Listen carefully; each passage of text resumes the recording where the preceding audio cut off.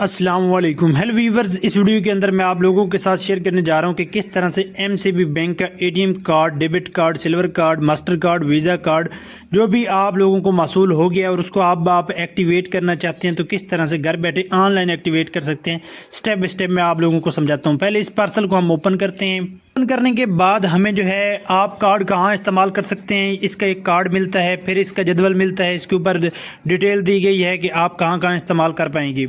اس کے علاوہ ایک اور پیج ملتا ہے جس کے اوپر تمام ڈیٹیل دی گئی ہے کہ کارڈ کس طرح سے ایکٹیویٹ کرنا ہے، اور ایک بک دی گئی ہے اس کے اندر بھی، اور یہاں پر اس کا ہیلپ لائن نمبر بھی دیا گیا ہے۔ 3 طریقہ کار ہیں بیسیکلی اس کو ایکٹیویٹ کرنے کے۔ تینوں طریقہ کار میں آپ لوگوں کے ساتھ شیئر کرتا ہوں۔ پہلا طریقہ یہ ہے کہ آپ ہیلپ لائن پہ کال کر کے بھی اس کو ایکٹیویٹ کر سکتے ہیں۔ اس کے لیے یہ نمبر ہے 042111000642۔ اس نمبر پہ آپ کال کر کے بھی اپنے اے ٹی ایم کارڈ کو ایکٹیویٹ کر سکتے ہیں۔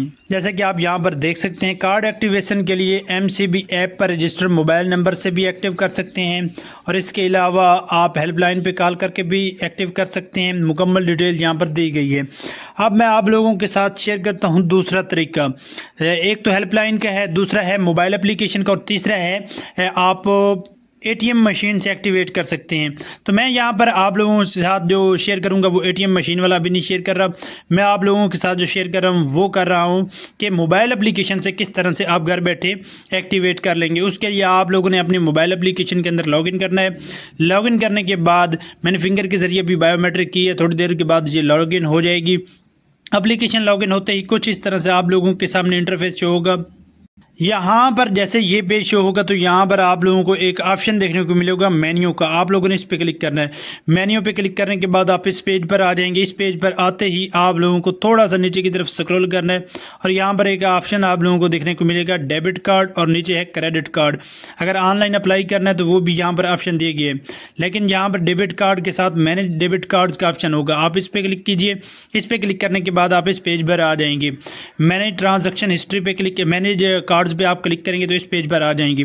اب کس استعمال کے لیے آپ لوگوں نے کارڈ استعمال کرنا ہے وہ یہاں سے چیک مارک لگائیے۔ ہم نے اے ٹی ایم کے لیے کرنا ہے تو یہاں سے یہ اے ٹی ایم والا چیک مارک ہم لگا لیں گے۔ چیک مارک لگاتے ہی ہمارے نمبر پر او ٹی پی آ جائے گا۔